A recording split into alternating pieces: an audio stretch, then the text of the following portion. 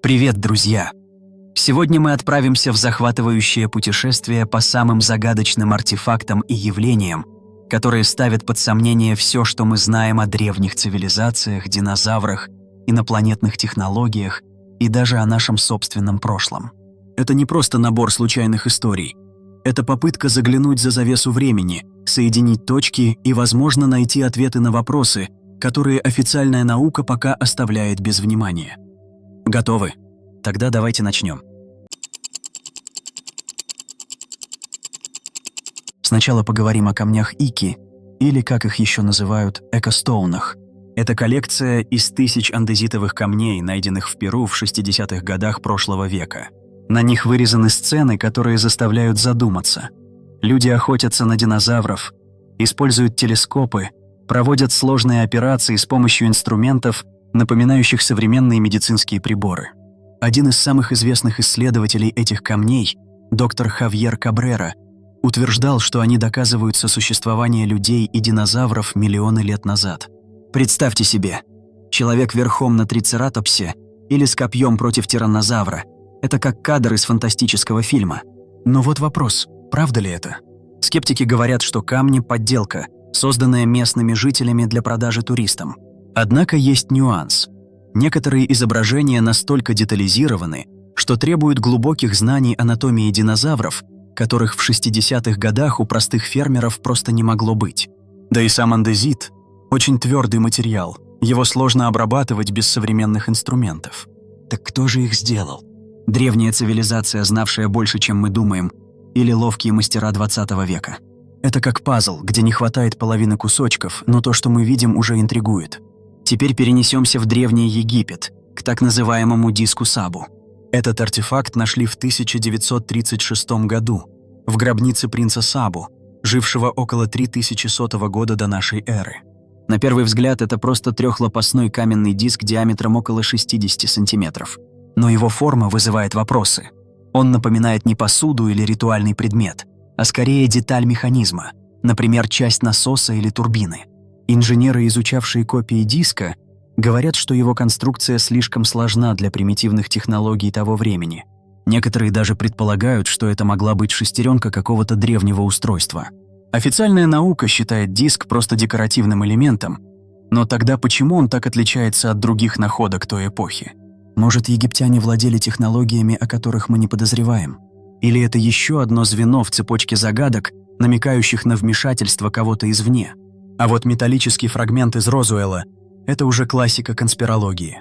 В 1947 году в штате Нью-Мексико, США, якобы потерпел крушение НЛО, и с тех пор слухи о внеземных материалах не утихают. Один из таких фрагментов – кусок металла с необычными свойствами. Он легкий, прочный и, по слухам, способен запоминать форму, как нитинол, сплав, разработанный позже. Ученые, которым удалось изучить подобные образцы, говорят о слоистой структуре, напоминающей нанотехнологии. Правда, большая часть материалов из Розуэлла засекречена, и официально это все объясняется падением метеозонда. Но если это был просто зонд, почему вокруг этого события столько шума и секретности спустя почти 80 лет? Может, мы действительно нашли что-то, что не вписывается в нашу картину мира? Дальше – артефакты из метеоритов.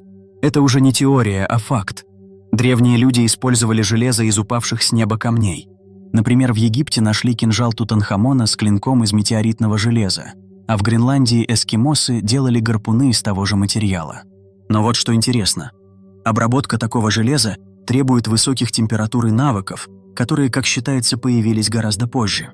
Получается, либо мы недооцениваем древних мастеров, либо кто-то подсказал им, как это делать. А что, если метеориты были не просто сырьем, а источником вдохновения? Вдруг в них находили что-то еще? Например, следы внеземной жизни или технологий? Теперь о рукописи Чибио. Этот средневековый документ, датируемый примерно 15 веком, содержит чертежи, которые выглядят как фантастика. Ракеты, подводные лодки, даже нечто похожее на космические корабли. Авторство приписывают итальянскому инженеру Джованни Фонтана, но его идеи опередили время на столетия. Откуда он черпал вдохновение? Некоторые считают, что это просто воображение гениального изобретателя. Другие, что он мог видеть реальные прототипы, возможно, унаследованные от более древних культур. Представьте, В эпоху, когда люди ездили на телегах, кто-то рисовал схемы реактивных двигателей. Это как если бы у Леонардо да Винчи был доступ к чертежам SpaceX. На острове Самос в Греции нашли еще одну загадку.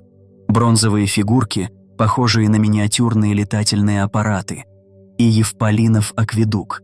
Туннель длиной больше километра, построенный в VI веке до нашей эры с невероятной точностью. Фигурки напоминают модели самолетов или дронов, а акведук построен так, будто использовались современные геодезические инструменты. Случайность? Или древние греки знали больше, чем мы думаем? Может, они контактировали с кем-то, кто поделился этими знаниями?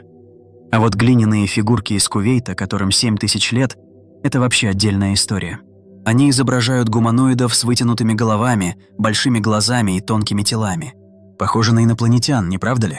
Археологи говорят, что это могли быть ритуальные статуэтки, но их сходство с описаниями пришельцев из современных рассказов заставляет задуматься. Что если древние люди пытались запечатлеть тех, кого видели наяву? Мумии Наски из Перу – еще один горячий спор.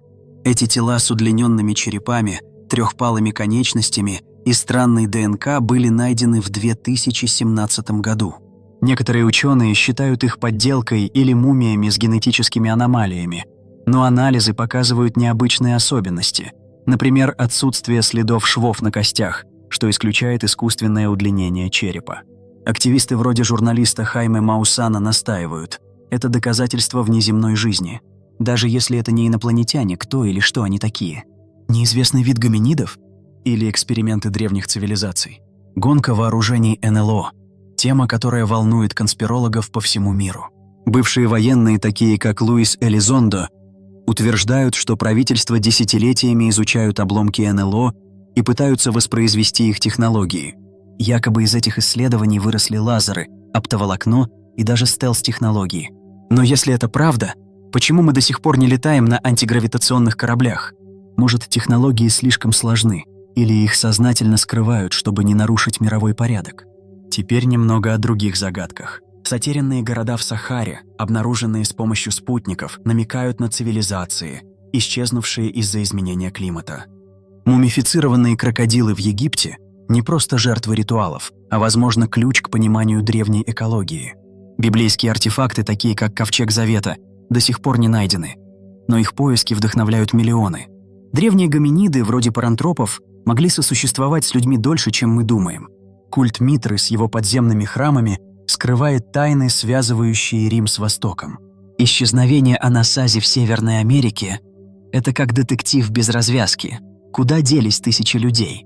Сокровищница Атрия в Индии, Первая римская дорога, средневековые реликвии и шумерские анунаки с их мифами о богах с небес – все это кусочки огромной мозаики.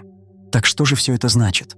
Мы стоим перед выбором – считать эти артефакты и теории выдумками, причудами природы или намеками на альтернативную историю. Лично мне кажется, что правда где-то посередине.